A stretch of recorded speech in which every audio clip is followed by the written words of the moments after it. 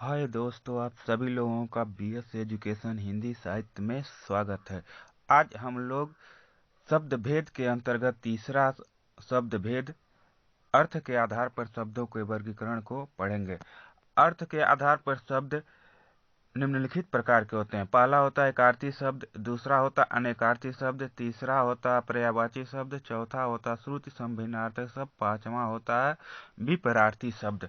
अब हम देखेंगे कि एकार्थी शब्द किसे कहते हैं। ऐसा शब्द जो कई शब्दों का समूह हो लेकिन उसका एक अर्थ बताया जाए उसे एकार्थी शब्द कहते हैं। अनेकार्थी शब्द क्या होता है?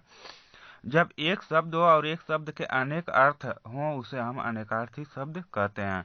पर्यायवाची शब्द क्या होता है? जब एक ही शब्द का अनेक पर्याय बताया जाए। अनेक शब्द एक शब्द के जब कई उसी के समान अर्थ को बताया जाए, शब्द को बताया जाए, उसे हम पर्यायवाची शब्द कहते हैं। श्रुति संभिन्नार्थक शब्द क्या होता है? ऐसा शब्द हो जो सुनने में समान हो लेकिन उसके अर्थ अलग अलग हो उसे हम श्रुति संभिन्नार्थक शब्द कहते हैं। अगला देखिए विपरार्थी शब्द। एक ऐसा शब्द हो जिसके विपरीत यानी उल्टा अर्थ बताया जाए उसे हम विपरार्थक शब्द कहते हैं। इसी को विलोम शब्द भी कहा जाता है। आज हम लोग एकार्थी शब्द के बारे में विस्तृत अध्ययन करेंगे। हो गई है पीर पर्वत सी पिघलनी चाहिए, हो गई है पीर पर्वत सी पिघलनी चाहिए, इस हिमालय से कोई गंगा निकलनी चाहिए। सिर्फ हंगामा खड़ा करना मेरा मकसद नहीं, मेरी कोशिश है कि ये सूरत बदलनी चाहिए। मेरे सीने में ना सही तेरे सीने में सही, हो कहीं भी आग लेकिन आग जलनी चाहिए, हो कहीं भी आग लेकिन आग जलनी चाहिए। चलिए इसी के साथ इस वीडियो का शुरुआत करते हैं कि एकार्थी शब्द किसे कहते हैं। हम देखेंगे कि एकार्थी शब्द किसे कहते हैं। भाषा में कई शब्दों के स्थान पर जिस एक शब्द को बोलकर भाषा को अधिक प्रभावशाली एवं आकर्षक बनाया जाता है उस एक शब्द को एकार्थी शब्द कहते हैं। मान लीजिए ऐसा कोई शब्द है जो कई शब्दों का समूह है। जैसे हम देखते हैं कि जल में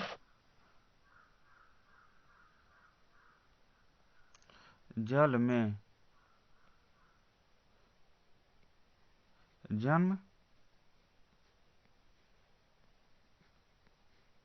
लेने वाला।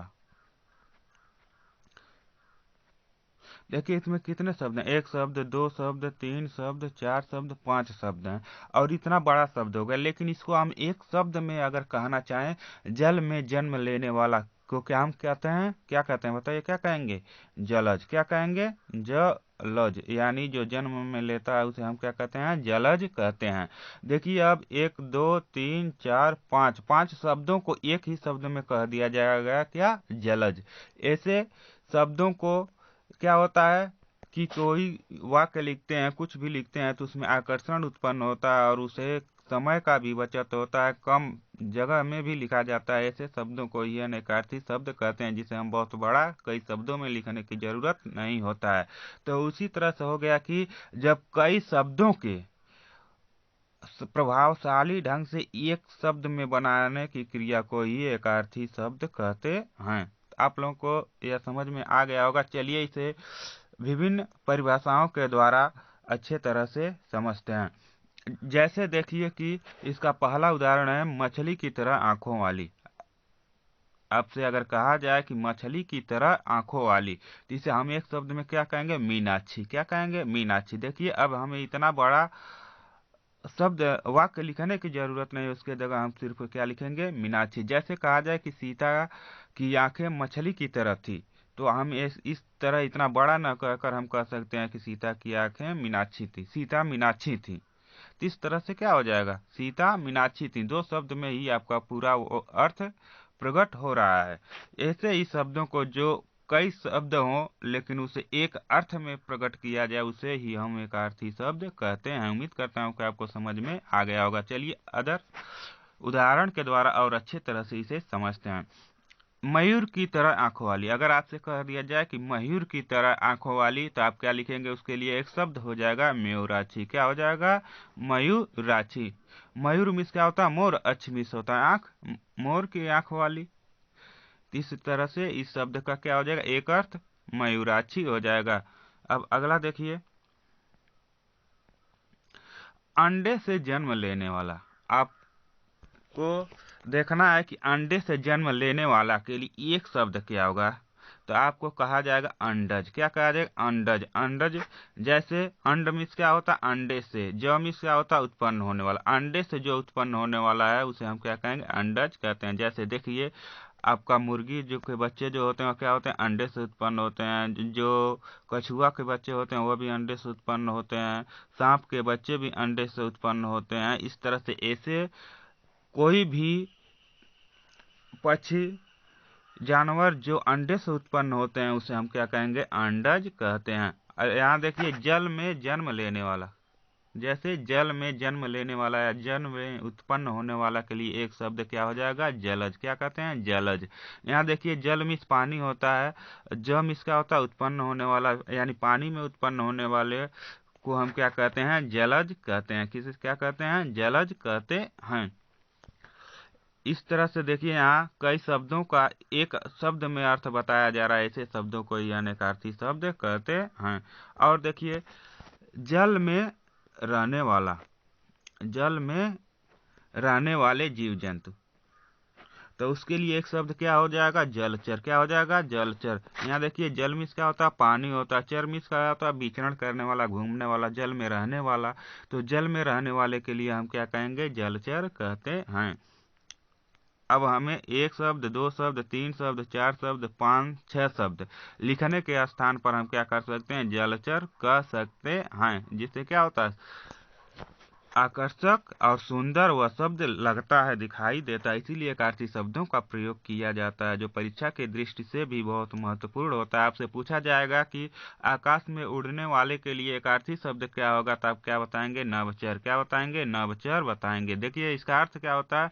नभ। नभ मीन्स आकाश, चर मीन्स उड़ने वाला, रहने वाला या विचरण करने वाला। आकाश में विचरण करने वाले को हम क्या कहते हैं? नभचर कहते हैं। एक शब्द में आपका अर्थ प्रकट हो गया।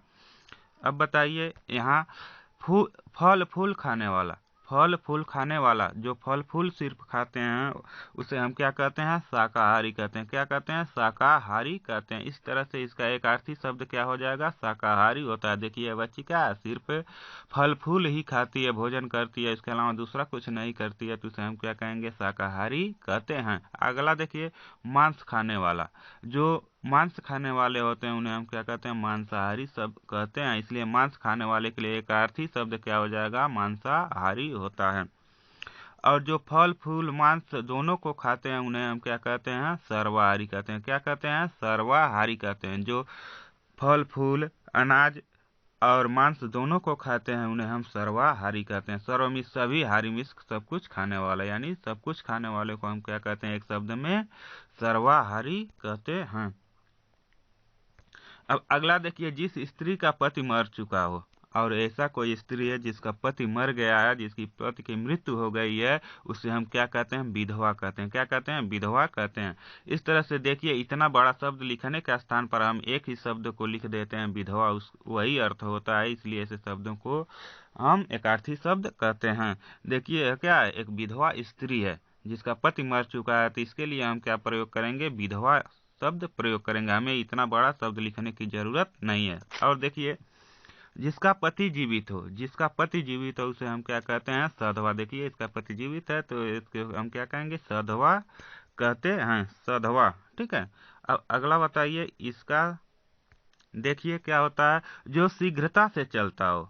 ऐसी कोई भी वस्तु, कोई भी चीज, कोई भी व्यक्ति जो बहुत शीघ्रता से, बहुत तेजी से चलता है, उसके लिए एक शब्द क्या होगा? द्रुतगामी। क्या होगा? द्रुतगामी। द्रुत मीन्स जल्दी या तीव्र गति से, गामी मीन्स गमन करने वाला या चलने वाला। जो तीव्र गति से चलने वाला होता है उसके लिए एक शब्द क्या होगा? द्रुतगामी होगा।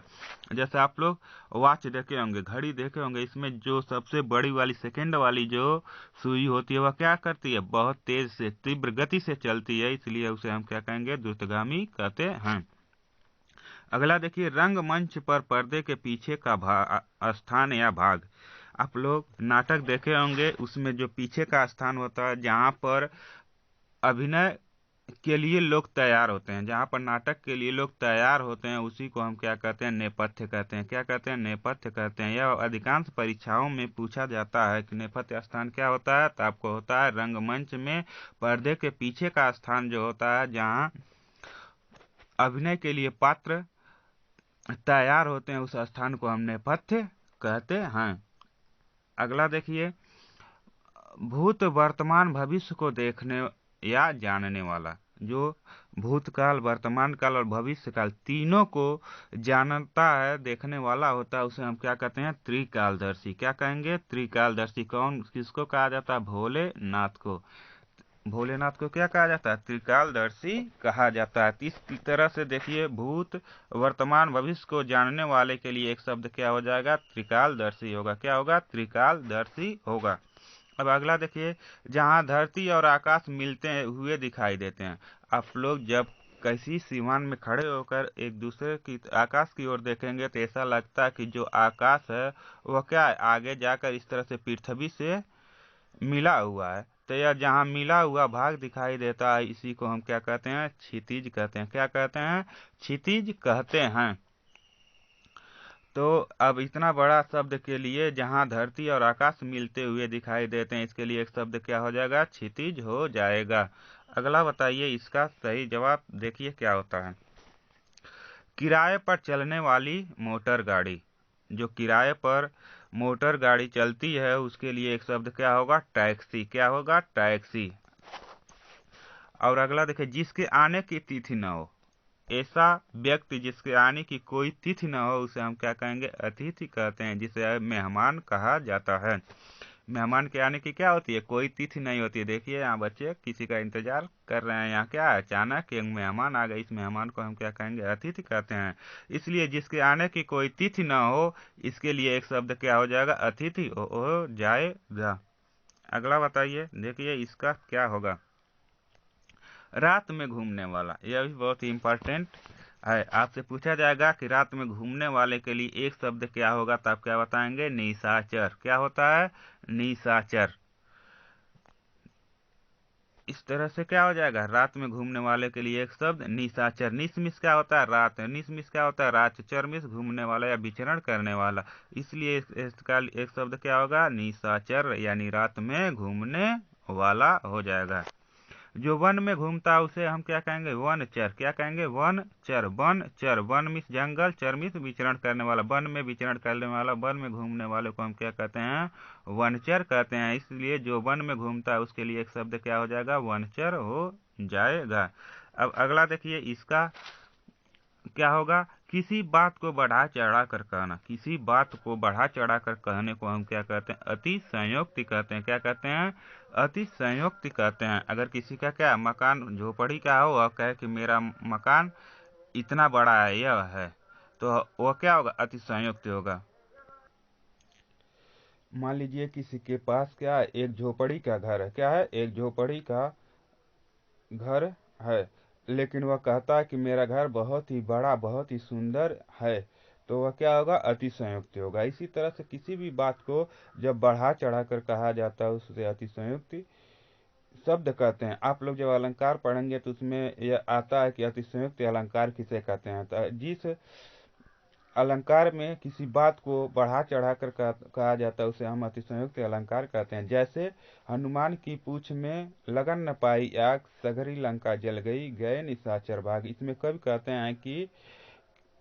कहते हैं कि हनुमान के पूंछ में आग भी नहीं लगने पाए और पूरा लंका जल गया और सभी राक्षस क्या हुए? भाग गए। इसी तरह से जब किसी बात को बढ़ा चढ़ा कर कहा जाता है तो उसे हम क्या कहेंगे? अतिशयोक्ति कहते हैं। चलिए अगला देखते हैं। कम बोलने वाला। ऐसा व्यक्ति जो कम बोलने वाला हो, उसे हम क्या कहते हैं? मितभाषी कहते हैं। क्या कहते हैं? मितभाषी कहते हैं। यह भी अधिकांश परीक्षाओं में पूछा जाता है कि कम बोलने वाले के लिए एक शब्द, एक अर्थी शब्द क्या होगा, तो आप बताइएगा। मितभाषी शब्द कहते हैं, होगा। ठीक है। हित चाहने वाला। जो सभी लोगों का हित चाहने वाला हो, भलाई चाहने वाला हो, उसके लिए एक शब्द क्या होगा? हितैषी। क्या होगा? हितैषी होगा। अगर आपसे पूछा जाए हित चाहने वाले के लिए एक शब्द क्या होगा, एक अर्थी शब्द क्या होगा, तो आप क्या बताएंगे? हितैषी बताएंगे। अब अगला देखिए, जो आसानी से उपलब्ध हो, जो आसानी से उपलब्ध हो जाए उसे हम क्या कहेंगे? सुलभ। जो आसानी से उपलब्ध हो जाए उसे हम क्या कहेंगे? सुलभ। ठीक है, तो आपको जो आसानी से उपलब्ध हो उसके लिए एक अर्थी शब्द क्या होगा? सुलभ होगा। जो आसानी से उपलब्ध न हो, और जो आसानी से उपलब्ध न हो, जिसे प्राप्त करने में क्या हो? कठिनाई हो, उसे हम क्या कहेंगे? दुर्लभ कहेंगे। क्या कहेंगे? दुर्लभ कहेंगे। इसलिए जो आसानी से उपलब्ध न हो उसके लिए एक अर्थ क्या होगा? दुर्लभ होगा। क्या होगा? दुर्लभ होगा। अब अगला देखिए, वह स्त्री जो पढ़ी लिखी या ज्ञानी हो, वह स्त्री जो पढ़ी लिखी या ज्ञानी हो, उसके लिए एक शब्द क्या हो जाएगा? विदुषी। क्या हो जाएगा? विदुषी। यानी जो विद्वती होती है उसे हम क्या कहते हैं? जो पढ़ी लिखी होती है, जो ज्ञानवान होती है, उस स्त्री को हम विदुषी कहते हैं। अगर आपसे पूछा जाए वह स्त्री जो पढ़ी लिखी हो, उसके लिए एक शब्द बताइए, तो आप क्या बताएंगे? विदुषी बताएंगे। जैसे हम लिखे कि महादेवी पढ़ी लिखी स्त्री थी, तो इतना हमें बड़ा न कहकर हम कह सकते हैं कि महादेवी विदुषी थी। क्या कहेंगे? महादेवी विदुषी थी। सिर्फ 3 शब्द में क्या हो गया? उसका अर्थ वही हो गया। ठीक है, आपको ऐसे शब्द को एकार्थी शब्द कहते हैं। अब बताइए, कम अक्ल वाला के लिए एक शब्द क्या होगा? तो एक इसे कहते हैं अल्प बुद्धि। क्या कहते हैं? अल्प बुद्धि। जिसे कम अक्ल होता है उसके लिए एक शब्द क्या हो जाएगा? अल्प बुद्धि हो जाएगा। अब अगला देखिए,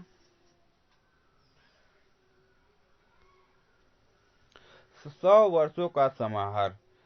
ऐसा समूह हो जो क्या हो? 100 वर्षों, जो 100 वर्ष बीत गया उसे हम क्या कहेंगे एक शब्द में? तो शताब्दी। क्या कहते हैं? शताब्दी। शताब्दी का अर्थ होता है कि 100 वर्षों का समाहार हो, उसे क्या कहेंगे? शताब्दी कहते हैं।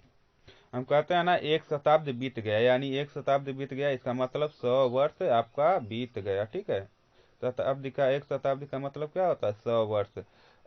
100 वर्षों का एक समाहार के लिए एक शब्द क्या हो जाएगा? शताब्दी हो जाएगा। कभी कभी आपसे परीक्षा में अगर मीनिंग पूछा जाता है शताब्दी का क्या अर्थ होता है, तब भी आपका यह क्या अनेकार्थी शब्द का पढ़ने के द्वारा आप पढ़े हुए हैं, तो आपको पता चल जाएगा कि 100 वर्षों का समाहार होता है। सहस्त्राब्दी, अगर सहस्त्राब्दी कहा जाए तो इसका अर्थ क्या होता है? 1000 वर्षों का समाहार। ठीक है, इस तरह से आपसे पूछा जाए कि 1000 वर्षों के समाहार या समूह को हम क्या कहेंगे, तो एक शब्द में कहेंगे सहस्त्राब्दी। क्या कहेंगे? सहस्त्राब्दी। सहस्र मिस होता है 1000, अब अब्द मिस क्या होता है? आपका हो जाएगा समूह। ठीक है, तो इसलिए 100 वर्षों के समूह को क्या कहते हैं? सहस्त्राब्द कहते हैं। अब अगला देखिए, साल में एक बार होने वाला, और ऐसा कोई काम जो वर्ष में एक बार होता है उसे हम क्या कहते हैं? वार्षिक होता है। जैसे आपका जन्मदिन कब मनाया जाता है? एक वर्ष में एक ही बार मनाया जाता है, इसलिए आप उसे हम क्या कहेंगे? वार्षिक कहते हैं। क्या कहते हैं? वार्षिक कहते हैं। जिस व्यक्ति का या कोई भी काम जो साल में सिर्फ एक बार किया जाता है उसे को हम क्या कहते हैं? वार्षिक कहते हैं। जैसे आपका दीपावली त्योहार कितने वर्ष में कितने दिन मनाया जाता है? एक दिन मनाया जाता है, इसलिए दिवाली को हम क्या कहेंगे? वार्षिक कहते हैं। दिवाली वार्षिक यानी एक वर्ष में आती है। अब अगला देखिए, जन्म से 100 वर्ष बीत जाने पर मनाया जाने वाला उत्सव। ऐसा उत्सव जो 100 वर्ष बीत जाने के बाद मनाया जाता है, तो उससे हम क्या कहते हैं? जन्म शती। क्या कहते हैं? जन्म शती। शती में सतमी होता है 100, जन्म में जन्म बीत गया, जिसका 100 वर्ष तक जन्म बीत जाता है उसे हम क्या कहेंगे एक शब्द में? तो जन्म शती कहते हैं। अब अगला देखिए, एक भाषा की लिखी हुई बात को दूसरी भाषा में लिखना या कहना क्या कहलाता है? अनुवाद कहलाता है। इसका अनेकार्थी शब्द क्या हो जाएगा? अनुवाद। देखिए, इतना बड़ा वाक्य शब्द के लिए एक शब्द अगर कहना हो तो हम क्या कहेंगे? अनुवाद कहेंगे। तो अब आप लोगों को समझ में आ गया होगा कि एकार्थी शब्द का कितना महत्व होता है। अगला बात देखिए, उच्च न्यायालय का न्यायाधीश, यानी जो उच्च न्यायालय का न्यायाधीश हो उसके लिए एक अर्थी शब्द बनाना हो तो आप क्या कहेंगे? न्यायमूर्ति। क्या कहेंगे? न्यायमूर्ति। यानी उच्च न्यायालय का जो न्यायाधीश होता है उसे हम क्या कहेंगे? न्यायमूर्ति कहते हैं। क्या कहते हैं? न्यायमूर्ति कहते हैं। अगला देखिए, जो किसी शब्द के बदले में कुछ बोलता है या कुछ करता है उसे हम क्या कहते हैं? प्रतिनिधि। जो किसी बदले में कुछ बोलता है या कहता है उसे हम क्या कहते हैं? प्रतिनिधि कहते हैं। जैसे आप लोग कहते हैं ना, कि हम बीजेपी के हैं प्रतिनिधि हैं, वह सपा के प्रतिनिधि है, वह कांग्रेस का प्रतिनिधि है, तो वह क्या होते हैं, जो किसी बदले में कुछ बोलता है या कुछ करता है उसे हम प्रतिनिधि कहते हैं। अगला देखिए, दूर की सोच रखने वाला। जो दूर की सोच रखता है उसे हम क्या कहते हैं, दूरदर्शी कहते हैं। इस तरह से दूर की सोच रखने वाले के लिए अर्थी शब्द क्या होगा, दूरदर्शी होता है। तेज बुद्धि वाला, तेज बुद्धि वाला के लिए एक अर्थी शब्द क्या होगा, कुशाग्र बुद्धि वाला। क्या होगा, कुशाग्र बुद्धि वाला। जो कुश के समान बुद्धि रखता है, बहुत तेज बुद्धि रखता है, उसे हम क्या कहते हैं, कुशाग्र बुद्धि कहते हैं। क्या कहेंगे, कुशाग्र बुद्धि कहते हैं। अगला देखिए, इतिहास को जानने वाला। जो इतिहास को जानता है उसे हम क्या कहते हैं, इतिहासज्ञ। क्या कहते हैं, इतिहासज्ञ। इतिहास मीन्स इतिहास, और यज्ञ मीन्स क्या होता है, जानने वाला या ज्ञाता। इतिहास को जो जानता है उसे हम इतिहासज्ञ कहते हैं। इस तरह से इतिहास को जानने वालों के लिए एक शब्द में क्या कहेंगे, इतिहासज्ञ कहेंगे। विद्या की चाह रखने वाला। जो विद्या की चाह रखता है, जो विद्या को प्राप्त करना चाहता है, जिसके अंदर विद्या की जिज्ञासा होती है, उसे हम क्या कहते हैं, विद्यार्थी कहते हैं। क्या कहेंगे, विद्यार्थी कहेंगे। इस तरह से विद्या की चाह रखने वाले के लिए एक शब्द क्या होगा, एकार्थी शब्द होगा।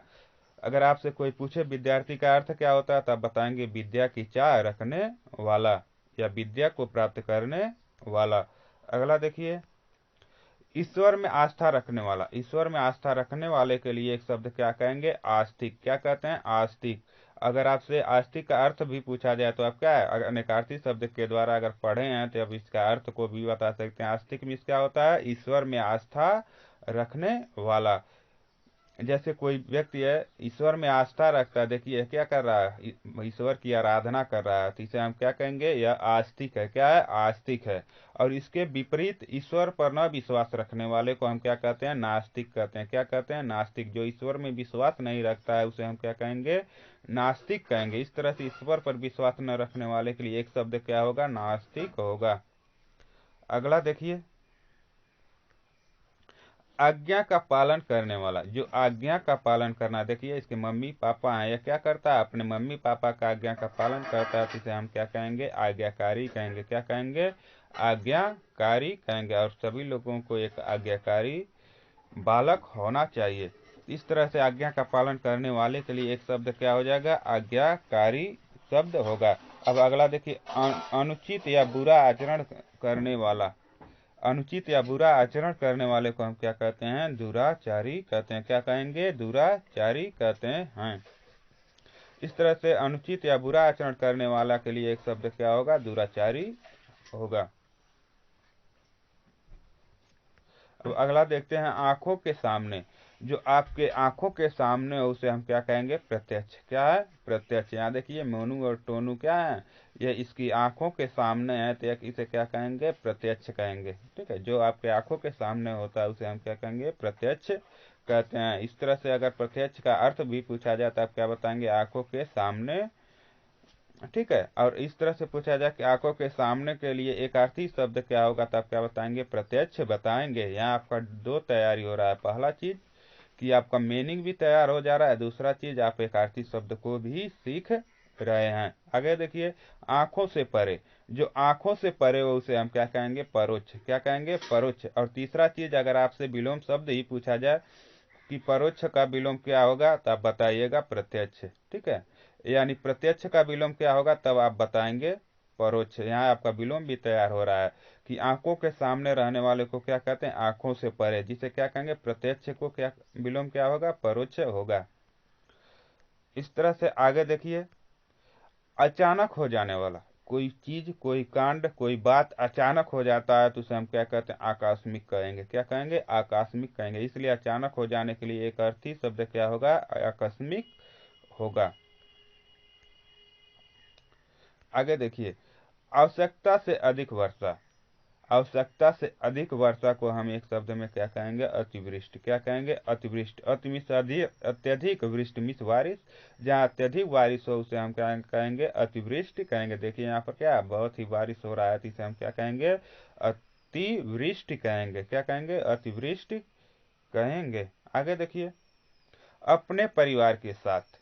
अगर अपने परिवार के साथ इसके लिए एक अर्थी शब्द बनाना हो तो आप क्या कहेंगे, सपरिवार। अगर हमें कहना है कि हम अपने परिवार के साथ मेला जा रहे हैं, तो इसके छोटा करने के लिए, आकर्षक बनाने के लिए हम क्या कर सकते हैं, हम सपरिवार मेला जा रहे हैं। देखिए इतना छोटे में आपका वही अर्थ निकल रहा है। तो इसलिए अपने परिवार के साथ के लिए एक अर्थी शब्द पूछा जाए तो सपरिवार। स्व मीन्स क्या होता है, साथ, परिवार मीन्स होता है परिवार में जो अपने परिवार के साथ हो उसे हम क्या कहेंगे, सपरिवार कहेंगे। अगला देखिए, अभिनय करने वाला पुरुष। जो पुरुष या व्यक्ति अभिनय करता है यानी नाटक करता है उसे हम क्या कहेंगे, अभिनेता। क्या कहेंगे, अभिनेता कहते हैं। इस तरह से आपसे पूछा जाए कि अभिनय करने वाला पुरुष के लिए एकार्थी शब्द क्या होगा, तो आप क्या बताएंगे, अभिनेता। क्या बताएंगे, अभिनेता। और इसके विपरीत अभिनय करने वाली स्त्री, जो अभिनय करने वाली स्त्री होती है, औरत होती है, उसे हम क्या कहते हैं, अभिनेत्री कहते हैं। अगर आपसे अभिनेता का विलोम पूछा जाए तो आप क्या बताएंगे, अभिनेत्री बताएंगे। अगर अभिनेत्री का विलोम पूछा जाए तो आप क्या बताएंगे, अभिनेता बताएंगे। यहाँ आपका विलोम शब्द भी तैयार हो रहा है और अर्थ भी तैयार हो रहा है। अभिनेता का अर्थ पूछा जाए तो आप क्या बताएंगे, अभिनय करने वाला पुरुष। अभिनेत्री का अर्थ पूछा जाए तो आप क्या बताएंगे, अभिनय करने वाली स्त्री। अभिनय करने वाला पुरुष के लिए एक अर्थी शब्द क्या होगा, तो अभिनेता होगा। अभिनय करने वाली स्त्री के लिए एकार्थी शब्द क्या होगा, तो अभिनेत्री होगा। इसे भी आपको याद रखना है। चलिए अगला देखते हैं। पति पत्नी का पिता, यानी पति पत्नी का जो पिता होता है उसे एकार्थी शब्द में क्या कहेंगे, ससुर कहेंगे। क्या कहेंगे, ससुर कहते हैं। और इसके विपरीत पति पत्नी की माता, यानी पति पत्नी की जो माता होती है उसे ससुर या सास कहते हैं। क्या कहते हैं, ससुर या सास कहते हैं। अगर दूसरे तरह से देखा जाए तो ससुर का अगर विलोम पूछा जाए तो क्या होगा, सास या ससुर होगा। अगर सास का विलोम पूछा जाए तो क्या होगा, ससुर होगा। इस तरह से आपका विलोम शब्द भी याद हो गया। अगर ससुर का अर्थ पूछा जाए तो पति पत्नी का पिता जो होता है उसे हम ससुर कहते हैं। और सास का अर्थ पूछा जाए तो पति पत्नी की जो माता होती है उसे हम ससुर या सास कहते हैं। इस तरह से आपको देखिए कि यहाँ पर आपका अनेकार्थी शब्द भी तैयार हो रहा है, आपका अर्थ भी तैयार हो रहा है, आपका विलोम शब्द भी तैयार हो रहा है। इस तरह से अगर आप पढ़ेंगे, अच्छे तरह से देखेंगे, पहचानेंगे और समझने का कोशिश करेंगे तो आपको कई तैयारी होता है। और इसी तरह से हमें एक दूसरे से रिलेटेड करके अगर हम कोई चीज़ पढ़ते हैं, सुनते हैं या देखते हैं तो वह चीज़ हमें अच्छी तरह से याद रहती है और लंबे समय तक याद रहती है। इसी तरह से अगर आप हर एक वीडियो को देखना चाहते हैं, समझना चाहते हैं और हमारे साथ जुड़े रहना चाहते हैं तो हमारे BS चैनल को क्या करिए, सब्सक्राइब कर लीजिए। जो लोग नहीं सब्सक्राइब किए हैं वो तब सब्सक्राइब कर लें, जिससे इस तरह का हर एक वीडियो जो आएगा वह आप संपूर्ण व्याकरण को आपको क्रमबद्ध रूप से विस्तृत रूप में पढ़ाया जाएगा। उसके बाद आपको क्या है, टेस्ट भी लिया जाता है, जिससे आप आकलन कर सकते हैं कि हमारा कितना प्रश्न सही हो रहा है। हर एक टॉपिक को पूरा करने के बाद उसका टेस्ट लिया जाता है। चलिए इसी के साथ इस वीडियो को यहीं समाप्त करते हैं, फिर मिलते हैं अगले वीडियो में। तब तक के लिए जय हिंद, जय भारत।